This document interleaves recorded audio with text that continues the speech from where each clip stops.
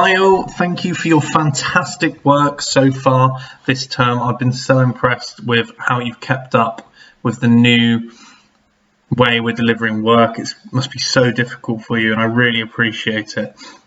Please keep up the fantastic work. It's making my life a lot easier. I'm missing teaching all of you so much and I really can't wait until we are back to normal. Today we're looking at chapter 2 of Animal Farm.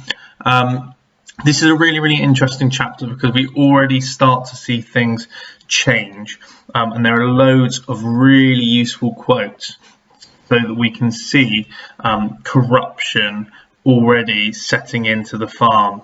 Okay, we also get the rebellion in this chapter. Spoilers. So chapter 2. 3 nights later, old Major died peacefully in his sleep. His body was buried at the foot of the orchard. This was early in March. During the next 3 months, there was much secret activity. Major's speech had given the more intelligent animals on the farm a completely new outlook on life. They did not know when the rebellion predicted by Major would take place. They had no reason for thinking that it would be within their own lifetime, but they saw clearly that it was their duty to prepare for it. The work of teaching and organising the others fell naturally upon the pigs, who were generally recognised as being the cleverest of the animals.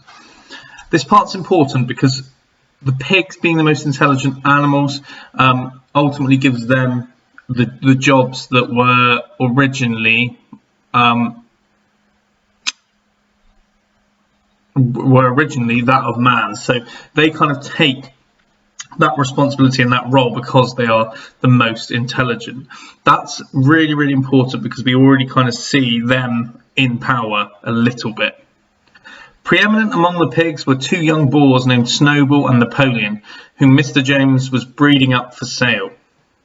Napoleon was a large, rather fierce-looking Berkshire boar, the only Berkshire on the farm. Not much of a talker, but with a reputation for getting his own way. Just like Joseph Stalin. Okay, that's important to note, just like Joseph Stalin. Snowball was a more vivacious pig than Napoleon, quicker in speech and more inventive, but was not considered to have the same depth of character. All the other male pigs on the farm were porkers. The best known among them was a small fat pig named Squealer, with very round cheeks, twinkling eyes, nimble movements, and a shrill voice. Now, Squealer is an interesting name in itself. It's an aptronym, which you might remember the term from when we studied A Christmas Carol. We talked about how Ebenezer Scrooge is an aptronym being an appropriately named character. Because Squealer has a shrill voice and does lots of talking, his name symbolises his own character. He was a brilliant talker. When he was arguing some difficult point, he had a way of skipping from side to side and whisking his tail, which was somehow very persuasive. The others said of Squealer that he could turn black into white. That's a key quote there, because what that means is he can turn evil notions into the purest of ideas. Black into white. Remember the symbols of colour we've talked about before. Squealer is symbolic of the manipulation of language and propaganda. These 3 had elaborated old Major's teachings into a complete system of thought, to which they gave the name of Animalism. Several nights a week after Mr. Jones was asleep, they held secret meetings in the barn and expounded the principles of animalism to the others. At the beginning, they met with much stupidity and apathy. Some of the animals talked of the duty of loyalty to Mr. Jones, whom they referred to as Master, or made elementary remarks such as, "Mr. Jones feeds us. If he were gone, we should starve to death." Others asked such questions as, "Why should we care what happens after we are dead?" Or, "If this rebellion is to happen anyway, what difference does it make whether we work for it or not?" And the pigs had great difficulty in making them see that this was contrary to the spirit of animalism. The stupidest of questions of all were asked by Molly, the white mare. The very first question she asked Snowball was, "Will there still be sugar after the rebellion?" "No," said Snowball firmly. "We have no means of making sugar on this farm. Besides, you do not need sugar. You have all the oats and hay you want." "And shall I still be allowed to wear ribbons in my mane?" asked Molly. "Comrade," said Snowball, "those ribbons that you are so devoted to are the badge of slavery. Can you not understand that liberty is worth more than ribbons?" Molly agreed, but she did not sound very convinced. Remember, Molly's symbolic of the bourgeois. The pigs had an even harder struggle to counteract the lies put about by Moses, the tame raven. Moses, who was Mr. Jones's special pet, was a spy and a talebearer, but he was also a clever talker. He claimed to know of the existence of a mysterious country called Sugar Candy Mountain, to which all the animals went when they died. Now this is important because Moses is symbolic of religion and Sugar Candy Mountain is symbolic of heaven.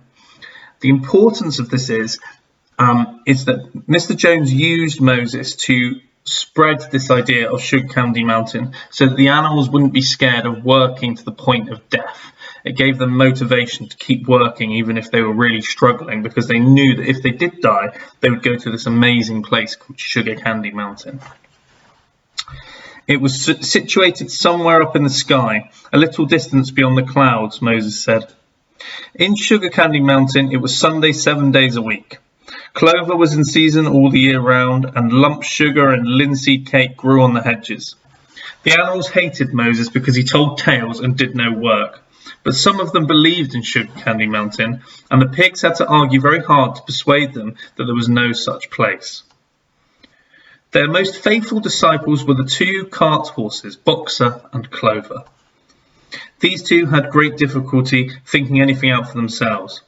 But having once accepted the pigs as their teachers, they absorbed everything that they were told and passed it on to the other animals by simple arguments. So remember, the peasants are symbolic of the, Boxer and Clover are symbolic of the peasants. And here, Orwell was commenting on the fact that they would absorb anything that their leaders told them, that their teachers told them, and then they would repeat those messages to their friends. They were unfailing in their attendance at the secret meetings in the barn and led the singing of Beasts of England, with which the meetings always ended. Now, as it turned out, the rebellion was achieved much earlier and more easily than anyone had expected. In past years, Mr. Jones, although a hard master, had been a capable farmer, but of late he had fallen on evil days. He had become much disheartened after losing money in a lawsuit and had taken to drinking more than was good for him. For whole days at a time, he would lounge in his Windsor chair in the kitchen, reading the newspapers, drinking, and occasionally feeding Moses on crusts of bread soaked in beer. His men were idle and dishonest. The fields were full of weeds. The buildings wanted roofing. The hedges were neglected, and the animals were underfed. June came, and the hay was almost ready for cutting. On Midsummer's Eve, which was a Saturday, Mr. Jones went into Willingdon and got so drunk at the Red Lion that he did not come back until midday on Sunday. The men had milked the cows in the early morning and then had gone out rabbiting without bothering to feed the animals. When Mr. Jones got back, he immediately went to sleep on the drawing-room sofa with the News of the World over his face. That's a newspaper, by the way. So that when evening came, the animals were still unfed. At last they could stand it no longer. One of the cows broke in the door of the store shed with her horn, and all the animals began to help themselves from the bins. It was just then that Mr. Jones woke up. The next moment he and his 4 men were in the store shed with whips in their hands, lashing out in all directions. This was more than the hungry animals could bear. With one accord, though nothing of the kind had been planned beforehand, they flung themselves upon their tormentors. Jones and his men suddenly found themselves being butted and kicked from all sides. The situation was quite out of their control. They had never seen animals behave like this before, and this sudden uprising of creatures whom they were used to thrashing and maltreating just as they chose frightened them almost out of their wits. Okay, so that's the rebellion happening here. After only a moment or two, they gave up trying to defend themselves and took to their heels. A minute later, all 5 of them were in full flight down the cart track that led to the main road, with the animals pursuing them in triumph. Mr. Jones looked out the bedroom window, saw what was happening, hurriedly flung a few possessions into a carpet bag, and slipped out of the farm by another way. Sorry, I should have said Mrs. Jones there, not Mr. Jones. It was a mistake. Moses sprang off his perch and flapped after her, croaking loudly. Meanwhile, the animals had chased Jones and his men out onto the road and slammed the 5-barred gate behind them. And so, almost before they knew what was happening, the rebellion had been successfully carried through. Jones was expelled, and the Manor farm was theirs. For the first few minutes, the animals could hardly believe in their good fortune. Their first act was to gallop in a body right round the boundaries of the farm, as though to make quite sure that no human being was hiding anywhere upon it. Then they raced back to the farm buildings to wipe out the last traces of Jones's hated reign. The harness room at the end of the stables was broken open. The bits, the nose rings, the dog chains, the cruel knives with which Mr. Jones had been used to castrate the pigs and lambs were all flung down the well. The reins, the halters, the blinkers, the degrading nose bags were thrown into the rubbish fire which was burning in the yard. So were the whips. Okay, so all of that burning and being destroyed is symbolic of the end of slavery. So whips in particular are associated with slavery. So those burning is significant. All the animals capered with joy when they saw the whips going up in flames. Snowball also threw onto the fire the ribbons with which the horses' manes and tails had usually been decorated on market days.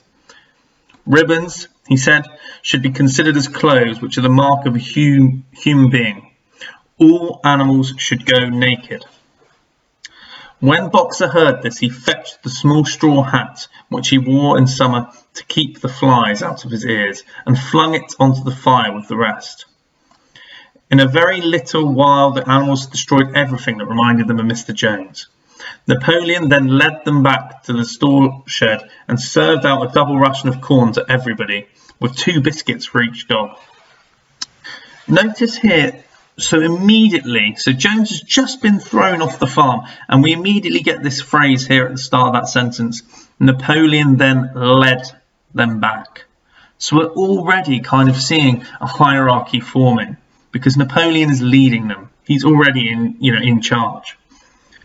Then they sang Beasts of England from end to end 7 times running, and after that they settled down for the night and slept as they had never slept before. But they awoke at dawn as usual, and suddenly remembering the glorious thing that had happened, they all raced out into the pasture together. A little way down the pasture there was a knoll that commanded a view of most of the farm. The animals rushed to the top of it and gazed round them in the clear morning light. Yes, it was theirs.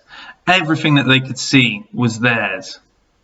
In the ecstasy of that thought, they gambolled round and round. They hurled themselves into the air in great leaps of excitement. They rolled in the dew. They cropped mouthfuls of the sweet summer grass. They kicked up clods of black earth and snuffed its rich scent. Then they made a tour of inspection of the whole farm and surveyed with speechless admiration the ploughland, the hayfield, the orchard, the pool, the spinney. It was as though they had never seen these things before, and even now they could hardly believe that it was all their own. Then they filed back to the farm buildings and halted in silence outside the door of the farmhouse. That was theirs too, but they were frightened to go outside. After a moment, however, Snowball and Napoleon butted the door open with their shoulders, and the animals entered in single file, walking with the utmost care, for fear of disturbing anything. They tiptoed from room to room, afraid to speak above a whisper, and gazing with a kind of awe at the unbelievable luxury, at the beds with their feather mattresses, the looking-glasses, the horsehair sofa, the Brussels carpet, the lithograph of Queen Victoria over the drawing-room mantelpiece. They were just coming down the stairs when Molly was discovered to be missing. Going back, the others found that she had remained behind in the best bedroom. She had taken a piece of blue ribbon from Mrs. Jones's dressing table and was holding it against her shoulder and admiring herself in the glass in a very foolish manner. The others reproached her sharply, and they went outside. Some hams hanging in the kitchen were taken out for burial, and the barrel of beer in the scullery was stove in with a kick from Boxer's hoof. Otherwise nothing in the house was touched. A unanimous resolution was passed on the spot that the farmhouse should be preserved as a museum. All were agreed that no animals must ever live there. The animals had their breakfast, and then Snowball and Napoleon called them together again. Okay, and again, Snowball and Napoleon are in charge. They've called them together. We're in charge. You're going to do what we say. We've called you together. Here you are. Arrive now.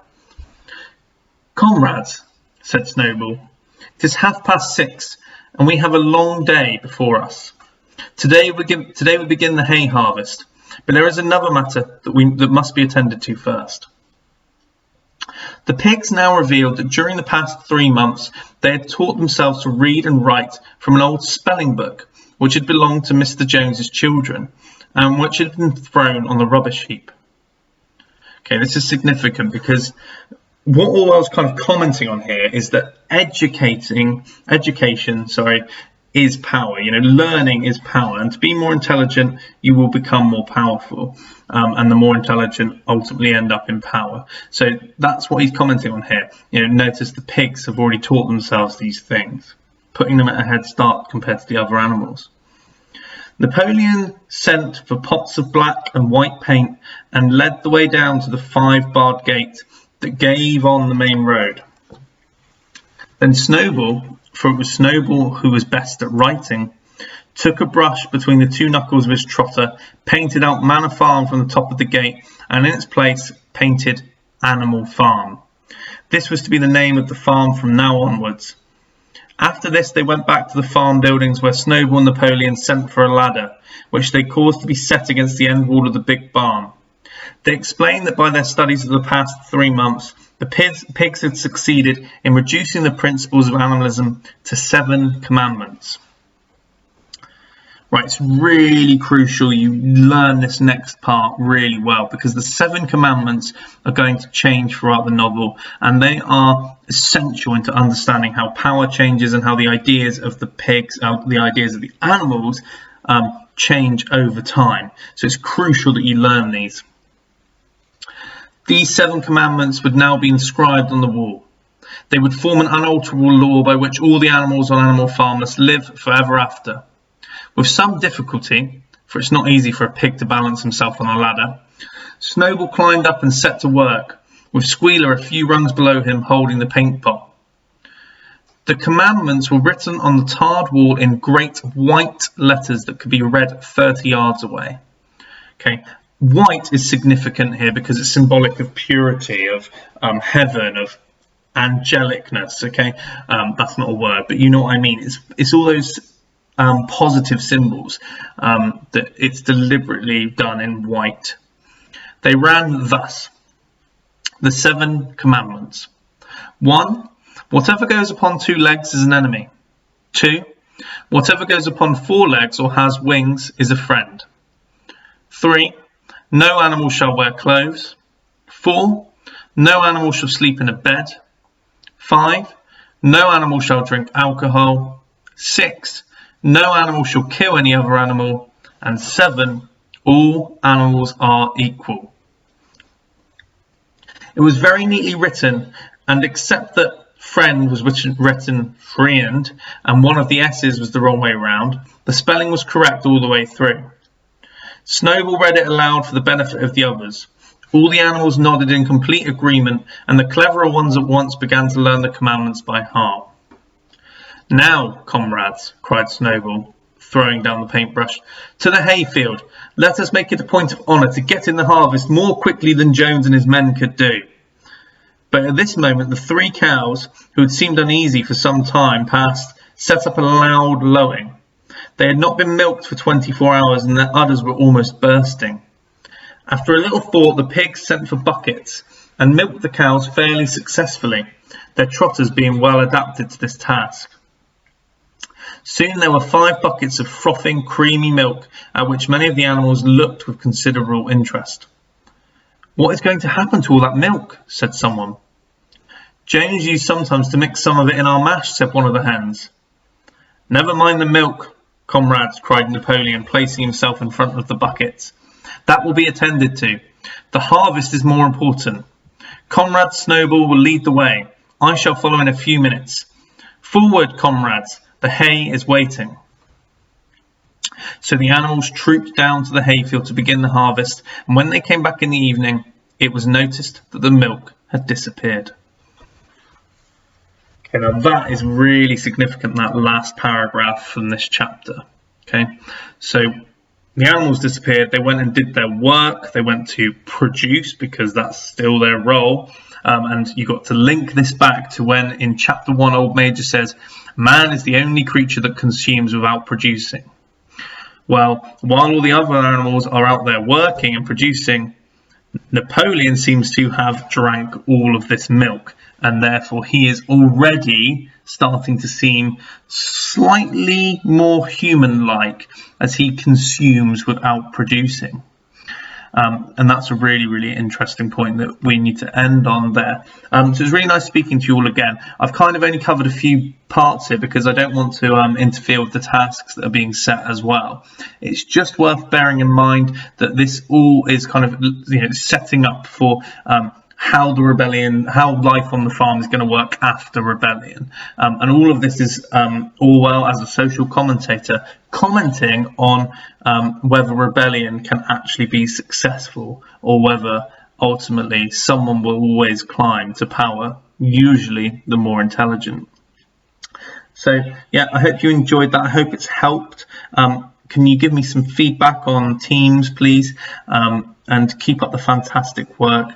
Keep hitting those deadlines, and I promise you that when we're all back to normal, it will make such a world of difference if you've been keeping up with the work we're setting. Well done, everyone.